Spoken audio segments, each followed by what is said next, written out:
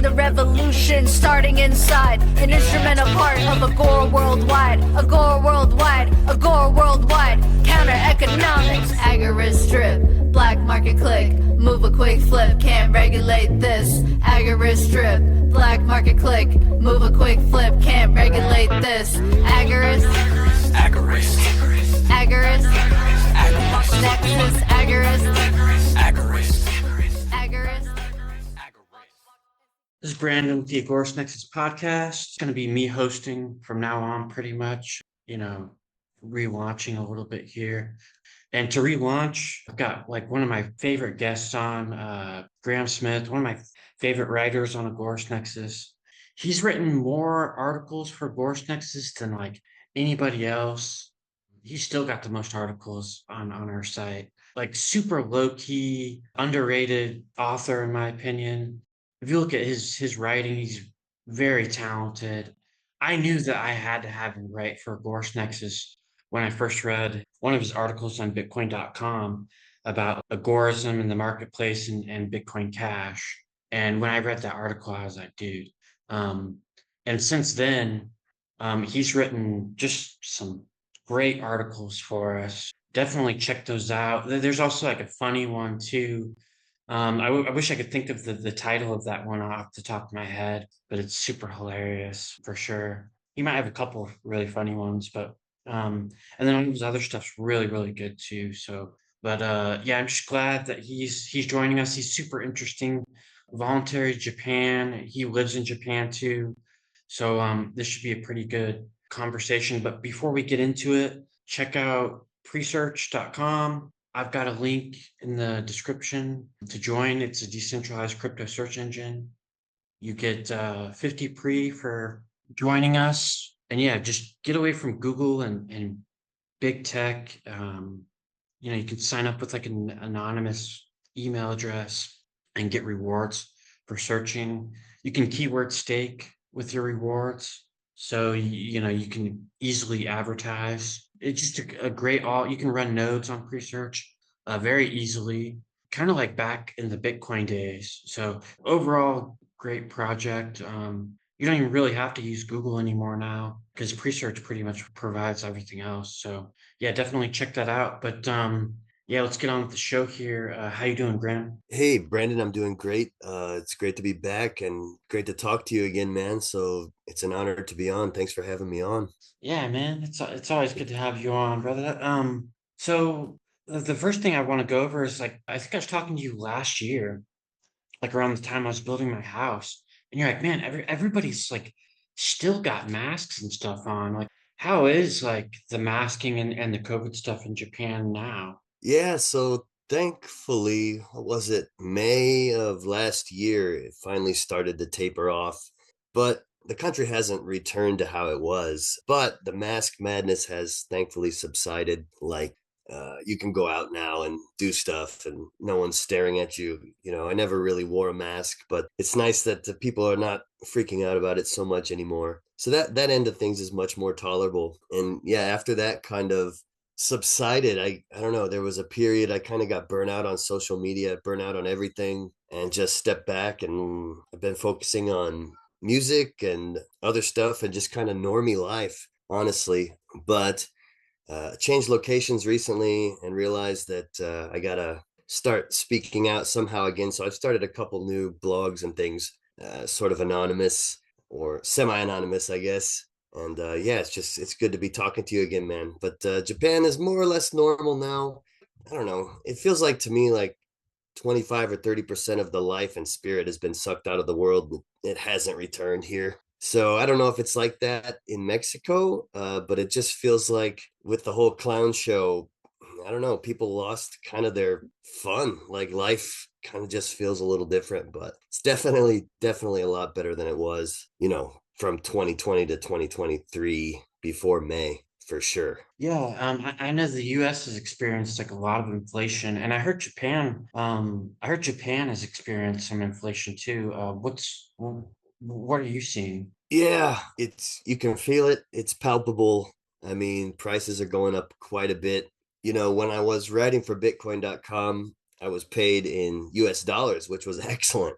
Unfortunately, I'm not anymore. So, I'm feeling it. I can tell that my Japanese friends are feeling it, just watching the prices. Customer service is kind of declining, going down. Like, that's really noticeable going to restaurants and stuff. The quality of food, the size of items, like items are being rebranded, like I don't know, like new recipe or something, but it's actually just shittier ingredients, stuff like that.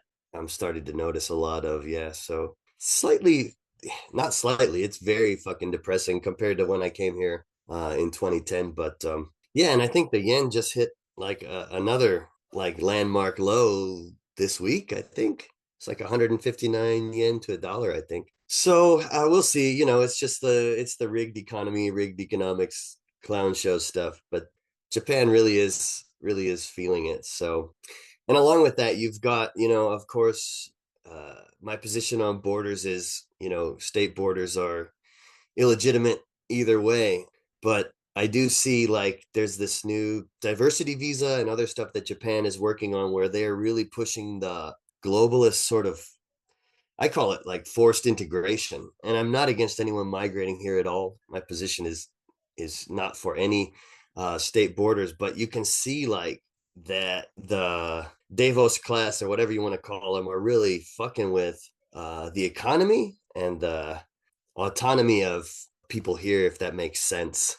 So I don't know how really to describe it, but yeah, it's just like Japan is becoming less like Japan, and everyone's pushing these sustainable development goals, trying to make it into this, the same thing that's going on in other countries, this whole just colorless, you know, I don't know what to call it, like colorless globalist new world order type place that's just not as fun. Does that make Yeah, like sense? I don't know if it's making any sense. yeah, colorless, genderless, humorless, Yeah. like zombie type. And it's like, we really don't care like what your sexuality is or like, or like what color you are, what race you are, or anything like that. Just like it's just kind of like, you know, I don't think anything should be a month long. And I guess like June is supposed to be like gay pride month. I don't think anything should be a month long, even if it was Christmas, just I don't think anything should be that long, regardless. And it just feels like, especially this month, like everybody's trying to like shove rainbows down your throat, and everything has to be diverse, and like we have to use everyone's pronouns, and like you can't, you know, uh, I don't know. Is that kind of like from a cultural perspective? Is that kind of like how like what you're seeing over there? Like, Yeah, there's two sides on the that are polarized, right? And I hate them both. One is like I don't know, if you look at the states, like preserve my white culture, right? And we can't have these illegals, as they call them, coming in. And then yeah, the other taking our side, jibs. yeah, yeah, yeah, which is ridiculous. I understand where the type of Trump supporter type people are coming from, but they're wrong. But on the other side, you've got the other thing, which is like, yeah, shoving rainbows down your throat. You have to accept everything, forced integration, with, you got cultures clashing in Europe and people getting hurt and dying and getting murdered. And that's a real thing too. So the frustration is like trying to explain to people that none of this is legitimate. Only private property is legitimate. And that's the only way anything can ever somewhat work with minimal violence. Now, of course, like the thing in Japan with like the June and gay pride and all that stuff is the funny thing to me is I've never seen anyone get gay bashed here. And I wrote about this in an article on my new blog that's, quote, not me, everybody. So please don't associate my name with it online if you can. But it's a Substack and Twitter called Logical Springs. But I wrote about how when I came to Japan, I've known trans people, I've been friends with them. I've never seen anyone gay bashed or made fun of. Everyone's always been accepted. But now it's like being rammed down our throats like this kind of Western agenda about, oh, this is June. So there was a big parade in Tokyo for LGBTQ or whatever. Fine, whatever. But the way I see it, it's not an organic thing. Like it's being pushed centrally onto the culture, same as sustainable development goals. Is that going on in Mexico, the SDG thing? Yeah, I don't know. Like, It's like an environmental um, thing. Like every company here is oh, we gotta, it's climate change SDG, and there's this like, it's actually a rainbow colored logo, which is funny, but it's just, you see Japan becoming less and less unique and more blended into that sort of Klaus Schwabian hell. And I don't know, it's gradual, but the pace seems to be accelerating, which of course I don't like. Yeah, I can't blame you. Like you're like, man, like I moved to Japan because I want it to be like Japan, you know. Right, right. It's really fine the way it was. The like Mexico, like I don't know about like any of the environmental stuff. I know every once in a while they do have like I think Puerto Vallarta's got like a gay pride parade like once a year or something. So so there's that. But yeah, I really know like Mexico hasn't really like I don't really feel any changes very much. Like during COVID they were wearing masks occasionally. The mask thing was kind of annoying because they were like, yeah, you're obligated to wear it. But I mean, it just kind of depends on where you're at. Like I was visiting Puerto Vallarta and the reason why I was visiting there was because they were like really like they didn't give a shit about masks. And so I was considering like moving there, but I didn't really, I don't know. It was a little bit more expensive than like some of the other places I was looking at, and like lots of tourists. I kind of wanted like more of like authentic Mexico, and For then sure. they've got like trash cluttered on the streets, and like they're I mean they have trash removal, but like there's no like dumpsters. Like you just kind of like put your trash into like a pile, and if there's no pile, like one of the corners, you just like start putting trash there, and then like it's weird. Like trash will just build up. And then eventually they just like remove it. It's weird how they do Huh. trash. It's kind of gross too. But and then like their beaches are really rocky and pebbly. So like I don't know, um, kind of overrated in my opinion. It's still a cool little city, but yeah, Touristy to get areas can be like that, can't they? yeah, the touristy areas could be like that. Just kind of more trashy, less authentic, and yeah.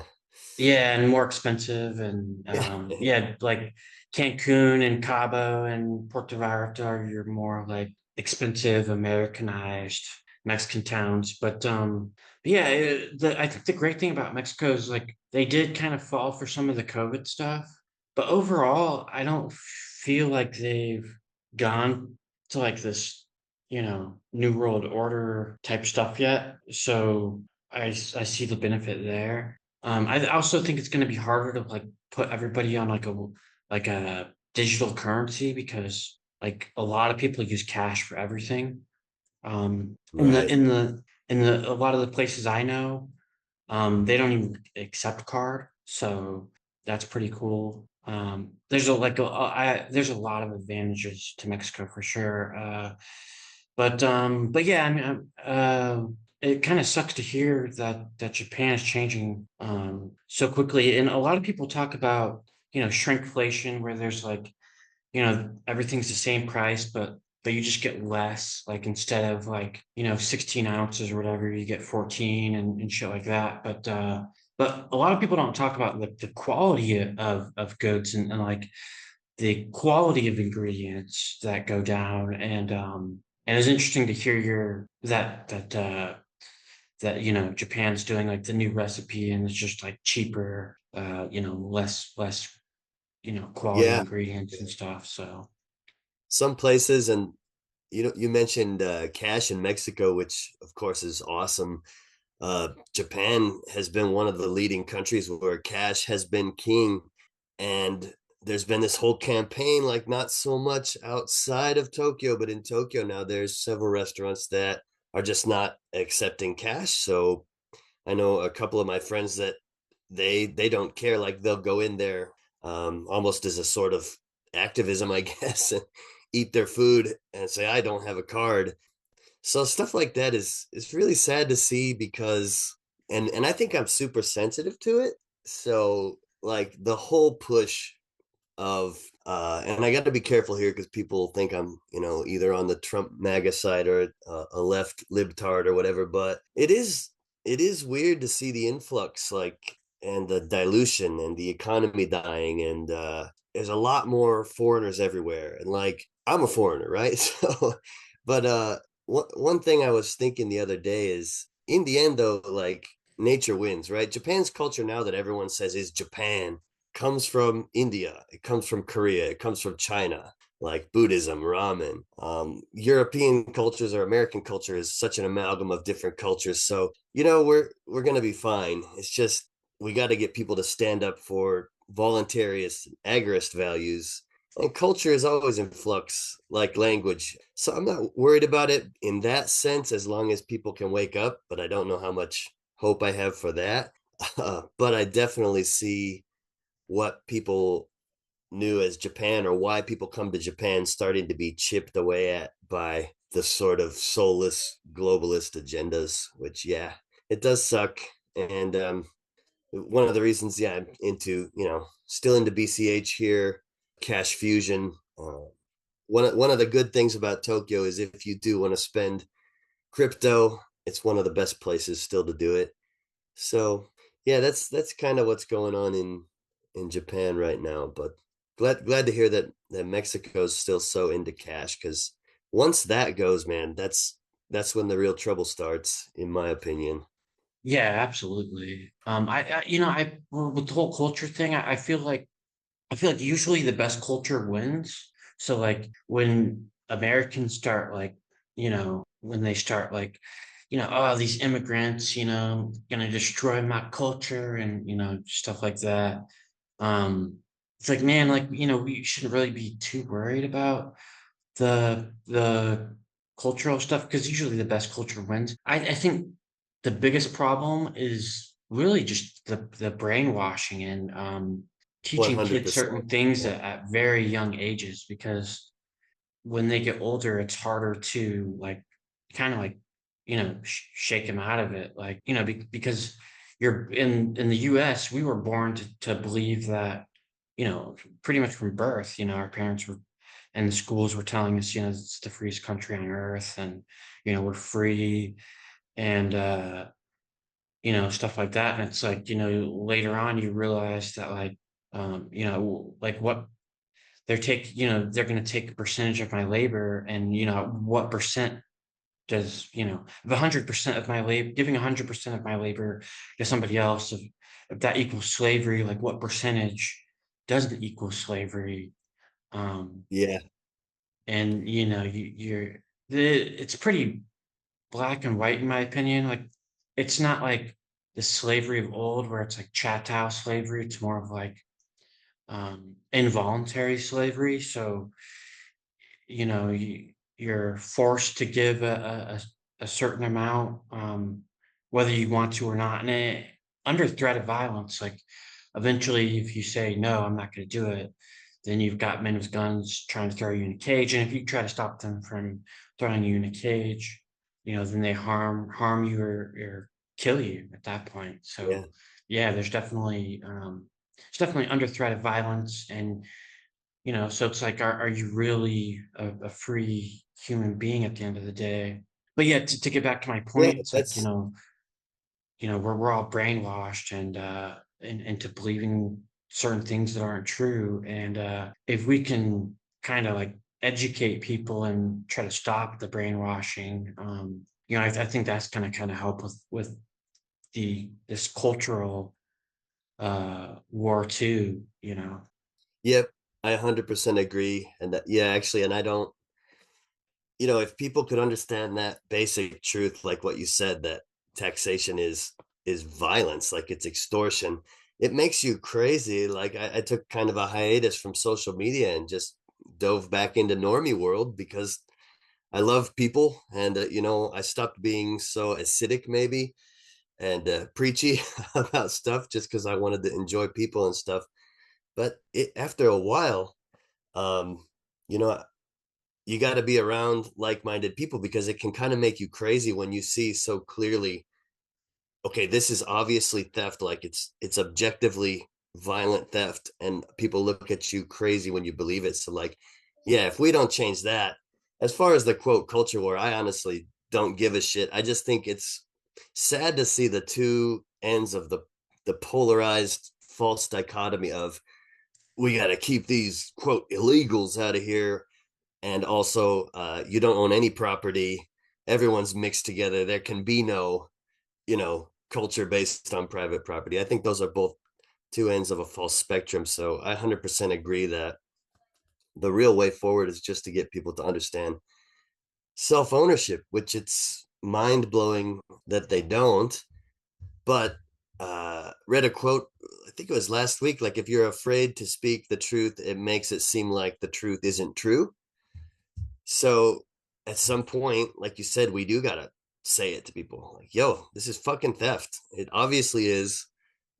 Part of the reason for my hiatus was I've been learning some stuff about World War II that's very hard to talk about genocides done by the quote allies that are covered up. Stuff that the Nazis, even though I don't like them at all, didn't do and were accused of doing. Stuff that's very hard to talk about, but at the same time, now I'm talking about it because the truth is the truth, regardless. So yeah, I definitely agree. Less brainwash will equal a freer world, which will by default result in better cultures, whatever the culture is. Yeah, man. Yeah, absolutely. To touch on I don't want to go into World War II too much. Like, I don't want this to be like a World War II episode, but like, No but worries. yeah, even the Americans through the Japanese in camps, and even the Russians um, had the Jews in some of their Siberian camps. So yeah, like, you know, Oh yeah, there was a campaign to exterminate not just Nazis but Germanism. Like just one nugget, if people want to look up the book by Nathaniel Kaufman called Germany Must, that was like most wars, both sides were puppeteered by bankers, and it's not the one-sided story we're told. So I had to I was so shocked by a lot of that stuff that yeah, it's yeah. I don't I know. I mean, think that the truth needs to come out, and it's the good thing about voluntarism, agorism is when you're principled, you're never gonna get sucked into like the wrong side of like, oh, Hitler wasn't bad, or oh, because the defining principle is self-ownership. But there's a lot of stuff out there that I hope people will dive into, because I think it will push things forward to see this shit that's like super shocking.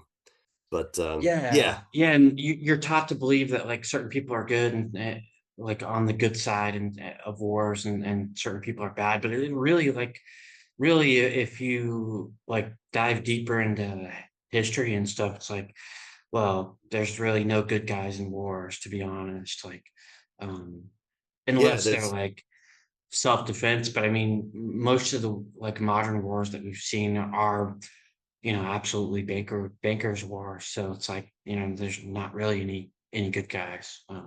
that's and it's tragic too, right? Because it's propaganda on both sides, and it's duping otherwise peaceful people into going and killing strangers, and it's on both sides.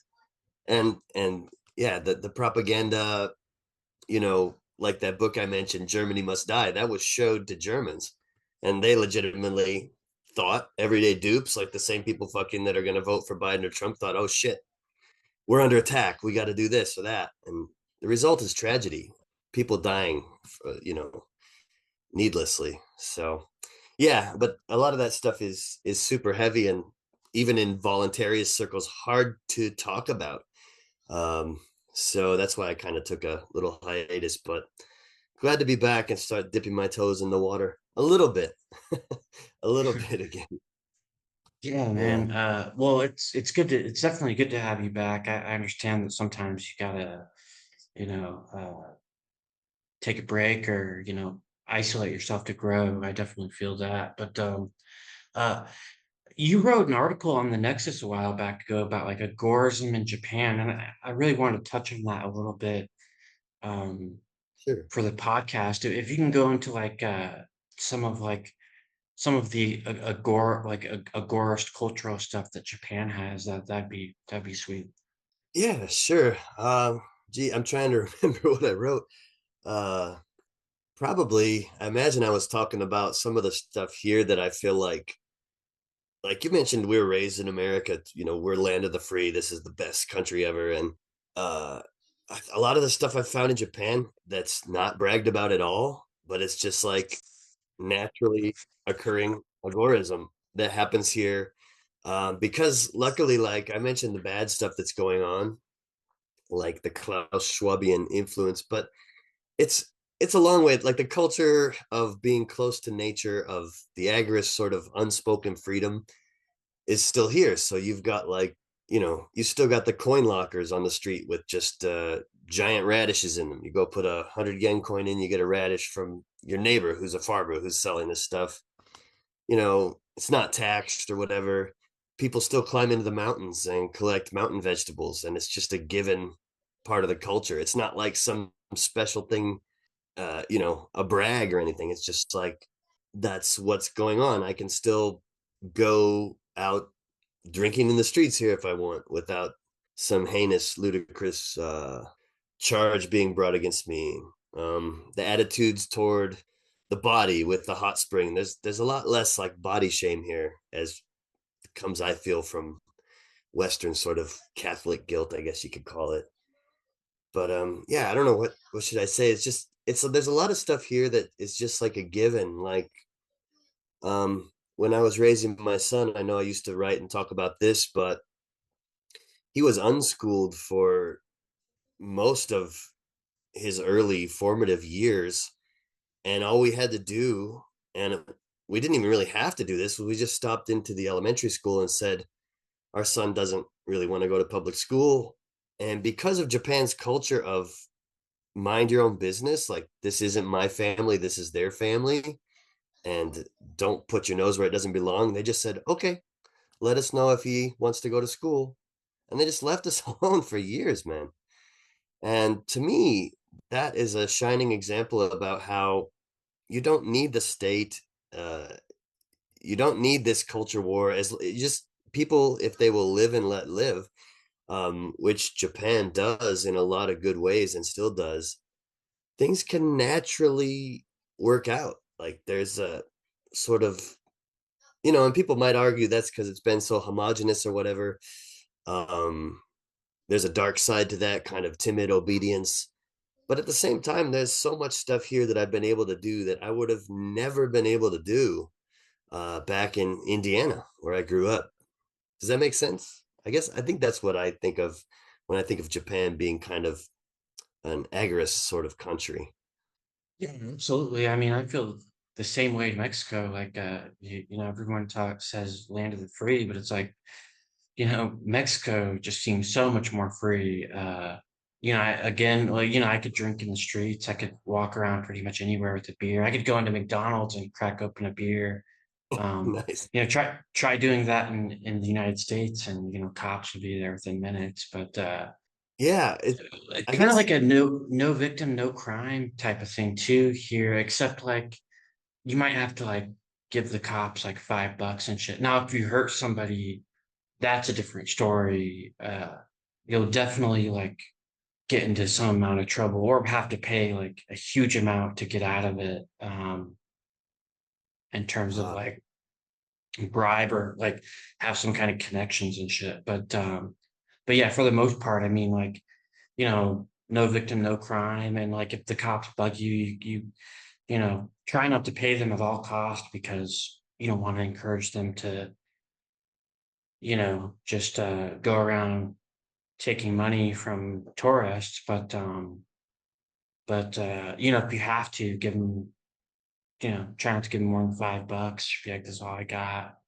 Um, and uh and yeah, I mean, I've definitely had to pay my way, once, actually twice. But the second time was just complete bullshit, and actually I was going to fight with the cops, and then my father-in-law just slipped him 200 pesos because he was like worried about me. But if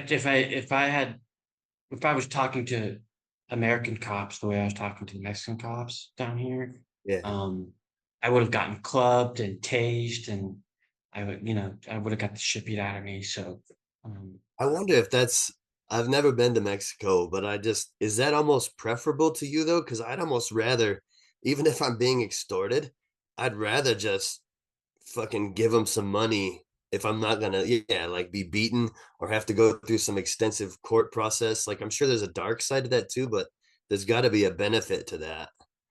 Like, yeah, absolutely. I mean, you're not paying like you're paying $5, right? $5 or $10. Uh, they actually the first time I paid, I've only paid twice. Well, the second time I didn't pay, my father-in-law did, but um, the first time I was like going over the speed limit quite a bit. Um, but I was like an hour and something away from the courthouse, and I would have had to go back. And then I had a trailer with me. I was moving to Mexico. They really had me by the balls. So like, I did had, they didn't tell me how much to give them either. So, um, oh, and if I paid them too little, I would have been worried that I would have had to, go through a bunch of shit. So that's super interesting. So did they outright say like you're gonna have to give me some money, or is it just like an implied sort of understanding? yeah, like yeah, they don't actually say it. So like when you have police interactions, you've got to be like very coy. If you like want to get out of something, you kind of just say like can you help me out? Ah, So okay. That's um super interesting. yeah, or like the police will be like, give me a mordida, and that means give me a bite. And um Ah, so there's like sometimes code words. Sometimes you can just like hand them money. If you just hand them money, don't expect to give it back, and maybe don't even expect that they'll let you go. hmm. Because they could just take the money and still, do whatever they want. But um, so that you're running that risk too. Uh, but yeah, I mean, I would definitely prefer the Mexican style compared to anything in the US. And they act like all self-righteous, like I'm not corrupt. But it's like, no, you're more corrupt than the US police, because the US police will enforce um, bad laws no matter what. And the Mexican cops, like if you're not hurting anyone, usually you can just pay your way out of it. So it's like, who's more corrupt? Um, Right. in my opinion, it's the U.S. cops, and then you go to U.S. court and you got to pay 150. You got to pay court fees and all this other shit, and you've got at least $120 that you've got to pay the court and stuff like that. And depending on what it is, you've got to pay more. And if you actually, sometimes you can pay that by mail, but if you want to like fight it, then you're still paying court fees and you still lose, and you lose a couple hours of your time, and you're sitting there with a bunch of other people that are pissed off, and you're waiting in the line. Um, and then if you want to fight it on top of that, then you have to go through a whole nother process. So it's really and but and then you're paying the state directly. Here it's like, okay, I'm paying $5 to $20, but I'm giving it to some guy who's just trying to support his family. I'm not actually paying the state. And sayonara, adios, thanks, bye. Yeah, exactly. Um, so I much prefer, and it feels so much more free. And in my opinion, it's actually less corrupt. I actually want like I think that's the biggest problem with the U.S. government, is that they're so organized.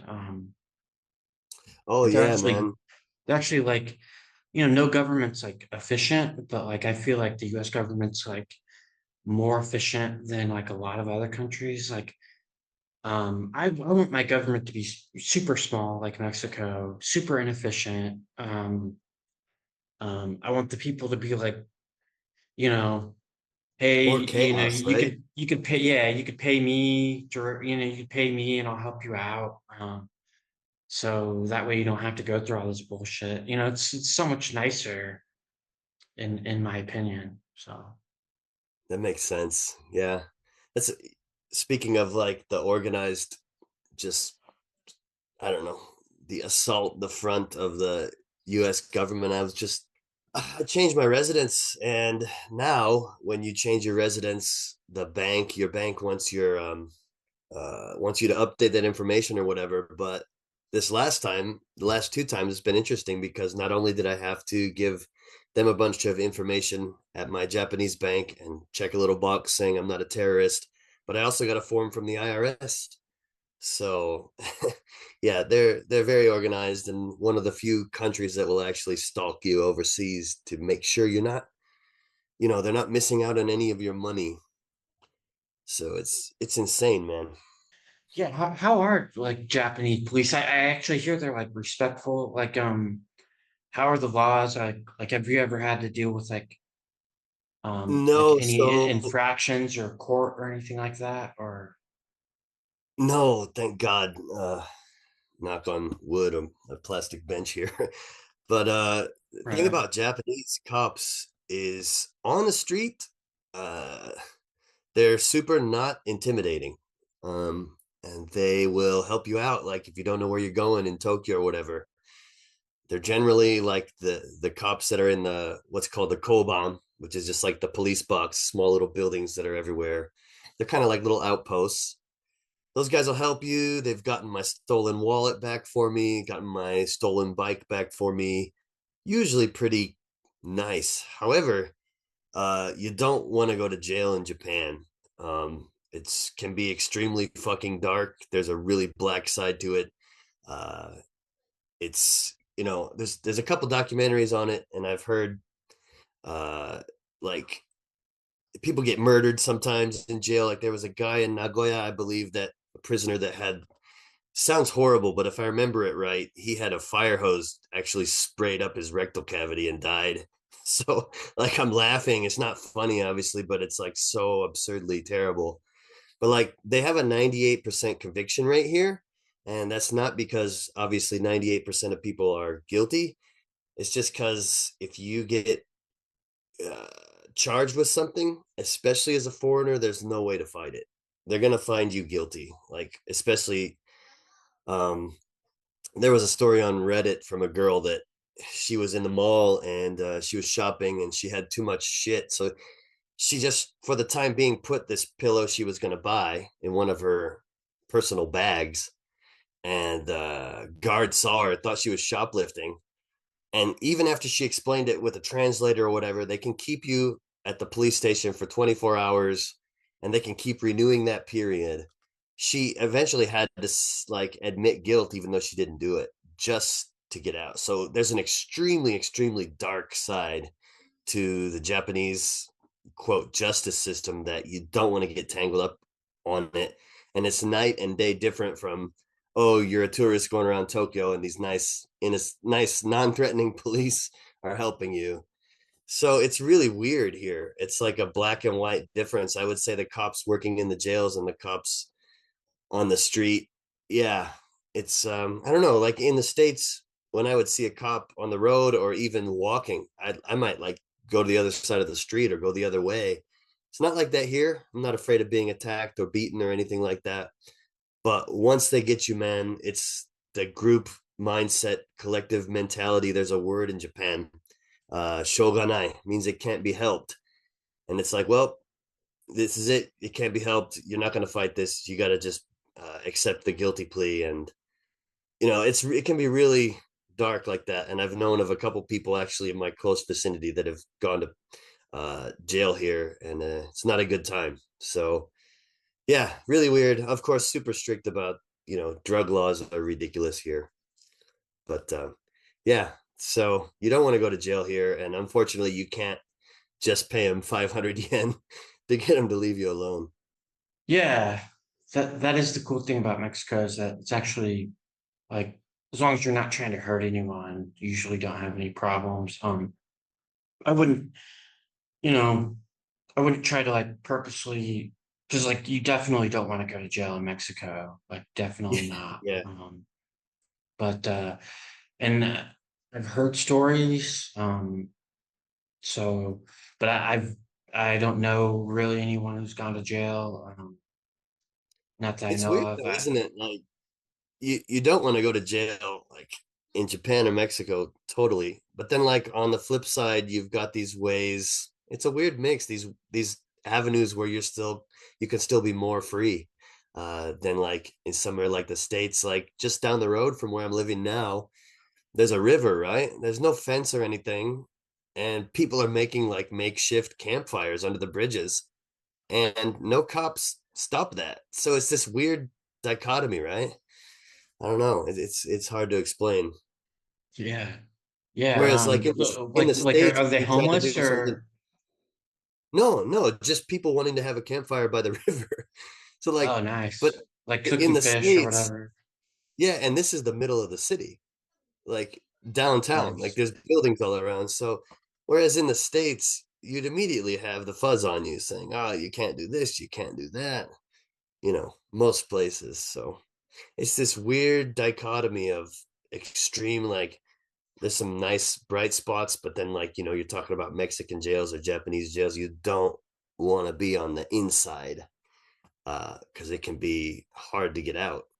Yeah, yeah, and definitely like before you just start doing whatever, definitely know like what the consequences are and like what you can do and like what you can get away with before you just start doing stuff in any country. But yeah, it's kind of crazy because yeah, well, like I said, I could pop open a beer and a McDonald's here and like you know nobody will bat an eye. But if I do that in the United States, again, I'll have cops all over me. And yeah, people like light fires here, usually on their own property, but um, even in like, big cities, I'll see it happen and like nothing happens. But you've got all these like strict rules and regulations in the States, and it's a lot of times in Mexico, income's not even taxed, not that I know of. Again, people just pay each other in cash and stuff most of the time. So I think Mexico is pretty much freer than the US is, um, which is absolutely crazy. Like, you could buy a beer in Mexico and smoke cigarette and buy a cigarette and smoke cigarette in Mexico um, at the age of 18. So, even younger. Probably. I mean, a lot of times they don't even ID or they'll think that you're just buying it for your dad or your, Tio or something. But Yeah, um in a way, it's kind of common sense, isn't it? It's like maybe similar to what's here, like, and similar to some pockets in the US where people with common sense are usually able to get along and live and let live. It's always the state that's doing the insane killing and oppression and ridiculous rules. So normal people that aren't psychopaths almost always figure out a way to get along. I think that's one of the big myths too that like I'm set out to destroy is this it's this ubiquitous idea. It's in religion, but it's even not in religion. It's just this idea people talk about human nature all the time, which I tend to think is bullshit. It's more neutral. Like if people's needs are met, basic emotional, physical needs, shelter, you know, basic support, love, people want to be good and usually want to get along. But I think the state and religion depends on this myth that you can't trust anyone, everyone's bad, so trust us.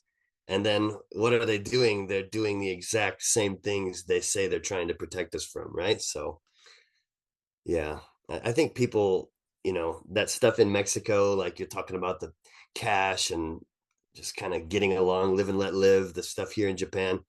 I think it's a universal human thing. And I think like that's what I really want to when I talk to people, I want to kind of like wake them up to it. I want them to realize like you don't got to believe this bullshit. I was actually talking to a Japanese friend a couple weeks ago, and we were a few drinks in, and I got a little bit brave, and I was like, "So, what do you think about all this politics stuff?" And we got into politics, and I said, why don't they ever go fight the wars that they want us to go fight? Because there's this big debate in Japan right now about changing the constitution to allow the country to proactively join in a war instead of just taking a defensive stance. And it was funny. He actually admitted, I said, yeah, they preach that we need to change the constitution so that people can go to war and fight for freedom or whatever, but they're not going. And he was finally like, I was surprised. He conceded. He's like, yeah, you're right. It doesn't make sense. So yeah, that's really what I want to push. That kind of freedom you're describing in Mexico, the kind I've experienced here, and it happens in the States too, when the state is, not around. Yeah, just the other day, like kids were lighting off fireworks, like no apparent reason. They just were like lighting off fireworks here. Man, the States, like, you know, even on 4th of July, sometimes fireworks are illegal, which is funny, but just crazy to me to think about. And crazy to think that, the fireworks that you buy are taxed, too. And Yeah, the founding fathers would be like rolling in their graves, you're buying fireworks to celebrate, freedom and this, revolution against taxation, but you're, you know, paying tax to celebrate. It's just, absolutely crazy. And kids here just randomly shoot off fireworks just for no apparent reason, let alone holidays, but and pretty much whenever and wherever they want, just as long as they don't like, cause like a huge fire, that everyone seems pretty safe. It's like nobody's like trying to like, just because some people are lighting off fireworks doesn't mean they're, you know, gonna burn everything to the ground. It's usually not yeah, the case. So, but yeah. yeah. It's a sick joke, isn't it? Like, celebrate your freedom by being taxed and not being able to do anything. Yeah, that's another issue too that I've gotten into that's made me kind of isolate. It's like I think a lot of the people that fought in the Revolutionary War definitely had the right idea, but I pretty much am of the opinion that the whole thing was basically orchestrated by bankers now, but that's a topic for another time. But regardless, it was one of the freest places in the world for a while, and produced a lot of good stuff, but sadly now that's fucking long gone. Yeah, it's just a watered down version of what it used to be, and people like, it seems like people in the U.S., they care about like the symbolisms of freedom more than they care about actual freedom, which Yeah, is just like super sad to me. But again, like, everyone's been brainwashed to believe that they're free when they're not, and yeah, but that's why I've been so active in politics, is because of, I want to change that. I want a freer world. So, man, uh, where can everyone where can everyone find your work, man? I know that I know that you're not at Logical Springs on X or Twitter, but yeah. So I'm not at Logical Springs on Substack, and I'm not at Logical Springs on Twitter. Um, that's where I'm writing kind of anon, and the reason that I'm not writing there is just because of normie life, and I got to make money and stay alive. Um, but it's whatever. At the end of the day, the truth is the truth. So it's just kind of a sort of semi anon precaution. I don't really do anything. Voluntaryjapan.com is still up, but it became such a mixed up amalgam of poems and music and random shit that I've just kind of I let it sit there, and my domain might lapse. Um, yeah, I've kind of uh, I got a band on Instagram called Night Owl Works. If anyone's interested in that, I've just tried to kind of, like, for a while I mixed everything together, and I think it confused a lot of people. That's just how I am. So now I've got it kind of organized a bit. But Logical Springs is kind of where I'm doing the most agorist anarchist voluntarist stuff. So, oh, Cool. sorry, Yeah. that's where I'm not doing it, right? Yeah. Yeah. Exactly. You said you've got a band now. Do you have like anybody else in the band or Yeah, my wife actually, she plays drums, and we have part-time bassist. So when I kind of got out of openly talking, and not talking, but just got out of the whole, took a break from social media and stuff, we focused on that, recorded an album last year. And I don't know, man, I like music because it's like someone said, Brandon, when you say what you think in lyrics, nobody can argue with it because it's just your feeling, right? So I think that's something that's really powerful about music, and one reason I like it. Like, I can say, post a huge thread on Twitter or whatever, and people can say a million reasons why it's wrong, but you don't hear anyone arguing about why, like, this Soundgarden song is wrong. It's just a song, right? He says what he says, and you vibe with yeah. it, or you vibe with it or you don't. It moves you or it doesn't. Maybe it even scandalizes you, but at the end of the day, if you think it's wrong, like, and of course, voluntarist themes are in my songs, just not explicitly, hey, I'm a voluntarist. But even if someone thinks it's wrong, there's nothing they can do about it. It's my song. It's a song. So it is what it is. That's one of the powerful things about music, I think. Yeah, yeah. You bring up a good point and something that you know, I don't think I really thought of it like that, but yeah, you're absolutely right. And you know, it's kind of like, hey, this is like how I feel, and people either like it or they don't. They don't really like, don't really like Yeah, troll you over it or like, have this huge argument, you know, over Twitter. Just kind of like, yeah, absolutely a song. So you uh put that really nice. Now I remember you played the guitar, don't you? yeah, that's right. Yeah, And good. guitar and Super bass. test. Yeah, super talented. Yeah. Cheers, thanks, man. So Yeah, yeah, well if that's pretty much all I got. Is there anything else that you want to go over before? not really, just to say thanks. It's great to talk to you again, and I'm glad that I'm super pumped about what Agorist Nexus is doing. And I saw your mini documentary that you made. I don't know when you made it, but about what was it? The 3D printers and Cody, what's his name? Cody Wilson or whatever. Yeah, Yeah, I'm yeah. just I'm it's nice now that I've kind of come back out of the realm of pure normie world to, see that people are still sane and still working for yeah, for the most, what I think the most honorable cause probably in the world is fighting for people's self-ownership. So just want to say thanks for having me on, and thanks for all your hard work, man. Yeah, appreciate that. Yeah. Yeah, appreciate that a lot. I'm gonna close it out with a quote here, and thank you so much for coming on.